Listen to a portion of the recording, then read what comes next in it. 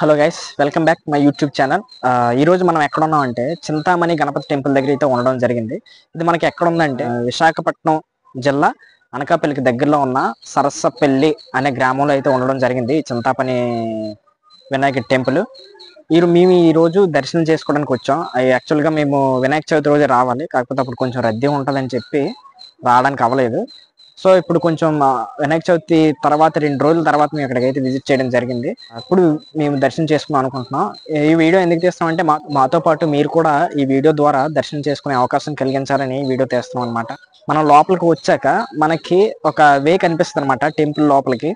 Temple లోపలికి వెళ్ళేటప్పుడు ఆ వేకి 2 వైపులా పచ్చని తోరణాలతో పందిరి వేసినట్లుగా మనకి అక్కడ ఉండడం జరుగుతుంది. మీరు చూపిస్తాను వీడియోలో, అది చూసి మీకే అర్థమవుతుంది. ఆ లోపలికి మనం పందిరి లోపల నుంచి మనం వెళ్తాం అనమాట. అలా లోనికి వెళ్ళేటప్పుడు 2 వైపులా అంటే ఒక రోడ్డుకి కుడి ఎడమ వైపు కూడా మొత్తం వినాయకుడు అనేక రూపాల్లో మనకి దర్శనం అవ్వడం జరుగుతుంది. అంటే 32 విగ్రహాలు ప్రతిమలు మనకి చేయించి అక్కడ పెట్టినట్టున్నారు. అంటే దాని ప్రత్యేకత ఏంటనేది అక్కడ దాని కింద రాసి పెట్టి ఉంచారు.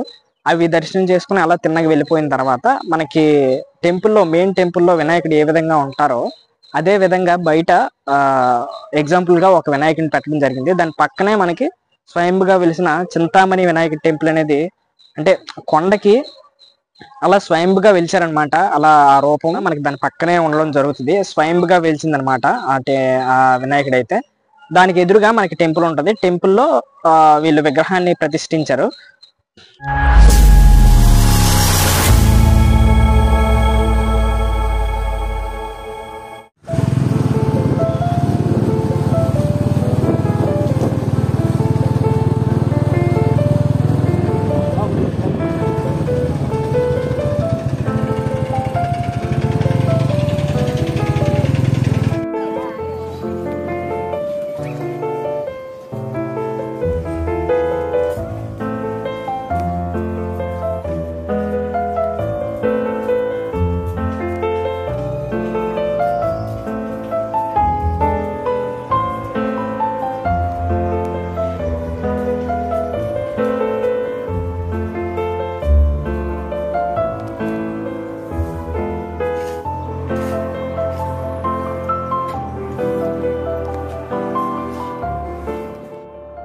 సో మనం టెంపుల్ లోపలికి ఎంటర్ అవ్వగానే మొదట మనకి గణపతి వనం మొదటగా మనకి తగులుతుంది అనమాట. ఆ గణపతి వనం లోపల నుంచి మనం లోపలికి వెళ్ళాలన్నమాట. ఒకసారి చూసుకుంటే గణపతి వనం కనిపిస్తుంది కదా పైన హెడ్డింగ్. ఆ గణపతి వనం నేను చెప్పిన ఇందాక తోరణాలతో పచ్చగా ఉంటుందని చెప్పాను కదా, పందిరి వేసినట్లుగా, అది ఈ ప్లేస్ అనమాట. అనేది ఇలా మనం తిన్నగా వెళ్ళిపోతే మనకి 2 వైపులా వినాయకుడు అనేక రూపాల్లో మనకి దర్శనం అవ్వడం జరుగుతుంది. ఆ రూపాలకి ఆ వివరణ కూడా కింద రాసి పెట్టి ఉందన్నమాట. ఎగ్జాంపుల్ 2-3 బొమ్మలు చూపిస్తాను. లోపలికి వెళ్ళాక ముందు లోపలికి వెళ్ళిపోదాం. ఫస్ట్ మనకి బాలగణపతి మనకి దర్శనం ఇస్తారనమాట. నేను చెప్పిన 32 గణపతుల్లో స్టార్టింగ్ బాలగణపతి, రెండు తరుణ గణపతి మనకి దర్శనం ఇస్తారనమాట. అలాగే మనం గణపతి వనంలో అడుగు పెట్టగానే మనకు మొదట బాలగణపతి తన యొక్క విశిష్టత,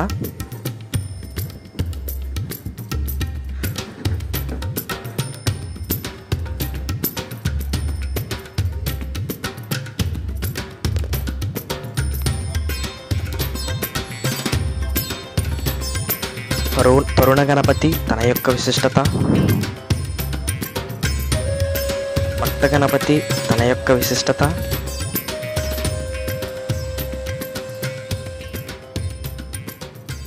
వీర గణపతి తన యొక్క విశిష్టత,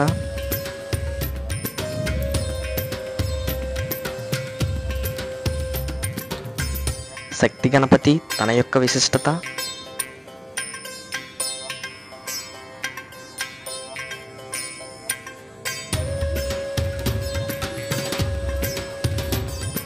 ధ్వజ గణపతి తన యొక్క విశిష్టత,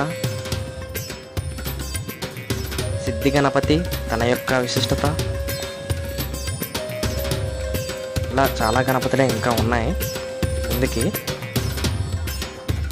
ఇలా మొత్తం మనకి 32 గణపతులు మనం టెంపుల్కి వెళ్ళే దారిలో 2 వైపులా పచ్చని తోరణాలు వేసి పెట్టాను కదా, అలా ఆ 2 వైపులా మనకి ఈ గణపతులు మనకి దర్శనం అవడం జరుగుతుంది. ఇవి దర్శనం చేసుకుంటూనే లోపల వినాయకుడు చింతామణి గణపతి దగ్గరికి వెళ్ళాలన్నమాట. మనకి వే అయితే ఇది ఈ విధంగా ఉంటదన్నమాట. ముందుకలా వెళ్ళిపోవడమే. మనం ఇలా ఈ విధంగా ఈ లోపల నుండి గణపతి వనం నుండి అలా తిన్నగా వెళ్ళిపోతే మనం టెంపుల్ లోపలికి చేరుకుంటాం అనమాట. అక్కడ మనకి చివరిని కనిపిస్తుంది కదా, అదేంటంటే మనం ఊర్లలో ఎలా అయితే వినాయకుడిని తెచ్చి నిమజ్జనం చేస్తామో వినాయక చవితికి, ఇక్కడ వినాయక చవితి స్పెషల్ చింతామణి గణపతిని తయారు చేయించి ఇక్కడ పెట్టడం జరిగింది మనకు ముందు ఉన్నది.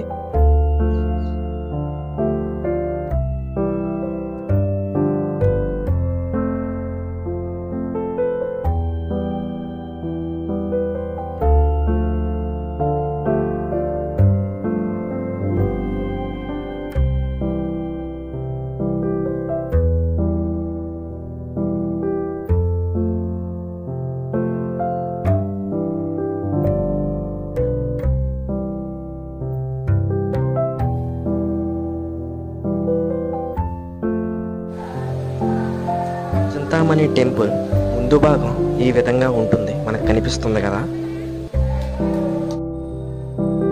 అలా పైకి వెళ్ళాక మనకి గంట స్తంభం వెనక మనకి మెయిన్ ద్వారం ఉంటుంది. మనం ఇప్పుడు ఏంటంటే మెయిన్ ద్వారం నుంచి వెళ్ళకుండా చుట్టూ ఎలా ఉందో ఒకసారి రౌండ్ వేసుకొని చూసేసుకుందాం. చుట్టూ చూస్తే స్తంభాలు చాలా బాగుంది. ఇక్కడ చూస్తుంటే కొంతమంది కొబ్బరికాయలు పట్టుకొని తిరుగుతున్నారు. కొబ్బరి బొండ, కొబ్బరికాయ కాదు. అది ఎందుకనేది తర్వాత మనం మాట్లాడుకుందాం, దానికి ఒక ప్రత్యేకత ఉంది. ఇప్పుడు ప్రజెంట్ చూసుకుంటే చుట్టూ వాతావరణం చాలా అందంగా ఉంది. తిరగడానికి కూడా ఎండలో కానీ లేకపోతే వర్షం వచ్చినా కానీ తడిసిపోకుండా ఉండడానికి.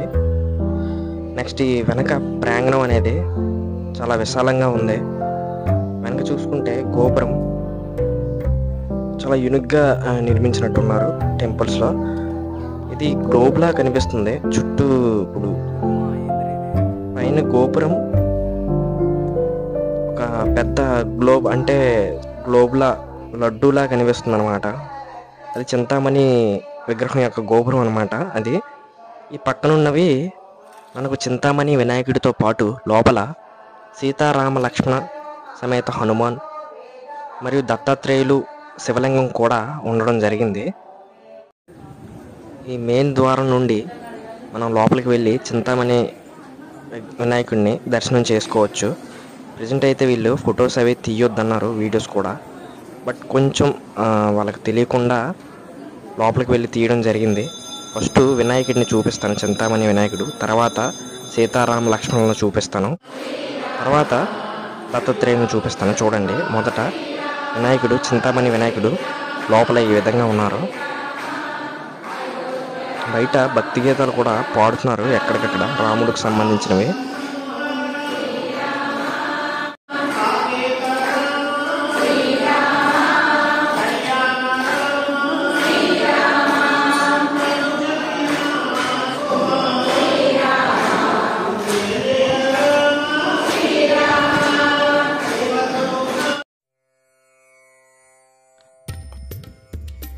ఇదే ఇక్కడ స్వయంభుగా వెలిచిన చింతామణి వినాయకుడు. ఇది ఎటువంటి ప్రతిమ కాదు, అంటే దీన్ని కట్టింది కాదు. ఇది కొండకి ఆనుకొని అలా కనిపిస్తుంది కదా. ఇక్కడ చూస్తే శిలాఫలకం కూడా ఉంది, శ్రీ స్వయంభూ గణపతి అని చెప్పి, అంటే స్వయంగా వెలిచిన వినాయకుడు అనమాట. ఇక్కడ చాలా మంది భక్తులు మనసులో ఒక కోరికను కోరుకొని మనకి పూర్ణఫల దీక్ష అని చెప్పి ఆ దీక్షను పూనుకొని ఇక్కడ ఇలా చేస్తారనమాట. ఇదేంటంటే పూర్ణఫల దీక్ష. నిండు కొబ్బరి బొండాన్ని మంత్రోచ్చారణతో వినాయకుడు టెంపుల్ చుట్టూ తిరుగుతూ ప్రదక్షిణలు చేస్తూ ఇక్కడ 16 రోజులు దీక్ష పూని ఇక్కడ కట్టుకుంటారనమాట. ఇక్కడ కట్టిన తర్వాత 16వ రోజు మళ్ళీ వచ్చి ఆ కొబ్బరి బొండాన్ని ఒలిచి కొబ్బరికాయని చేసి ఆ కొబ్బరికాయని స్వామివారికి నైవేద్యంగా పెట్టడం ద్వారా వాళ్ళు కోరిన కోరికలు తీరుతాయని నమ్ముతున్నారనమాట.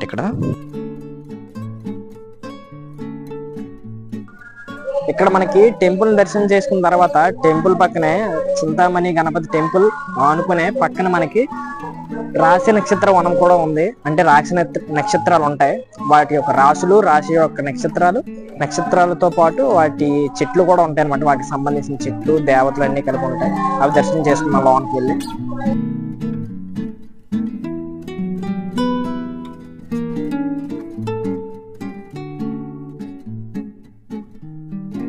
ఇప్పుడు మీరు చూస్తున్నది రాశి నేమ్ వచ్చేసి మేషం. మేషంకి సంబంధించిన నక్షత్రాలు, వాటి యొక్క దానికి సంబంధించిన మొక్క, ఆ పేర్లన్నీ దాని కింద రాసి పెట్టి ఉంచారు. దానికి ముందునే ఆ రాశికి సంబంధించిన ఆది దేవతలు బొమ్మల్ని ప్రతిష్ఠించారు. వాటితో పాటుగా ఆ మొక్కలను కూడా వేయడం జరిగింది. ఆ లోపల చూస్తే ఆ రాశికి సంబంధించిన మొక్క స్పెషల్గా వేయడం జరిగింది ఆ లోపల. అలాగే ప్రతి రాశికి సంబంధించి వాటి నక్షత్రాలు, వాటికి సంబంధించిన ఆది దేవతలు, వాటికి సంబంధించిన మొక్కలు వేయడం జరిగింది. అందువల్ల దీన్ని రాశి నక్షత్ర వనంగా పిలుస్తున్నట్టుగా ఉన్నారు. వీటితో పాటు ఇక్కడ నవగ్రహాలను కూడా ప్రతిష్ఠించడం జరిగింది. అంతేకాకుండా దానితో పాటు నాగదోషం పోవడానికి నాగ ప్రతిమను ప్రతిష్ఠించారు.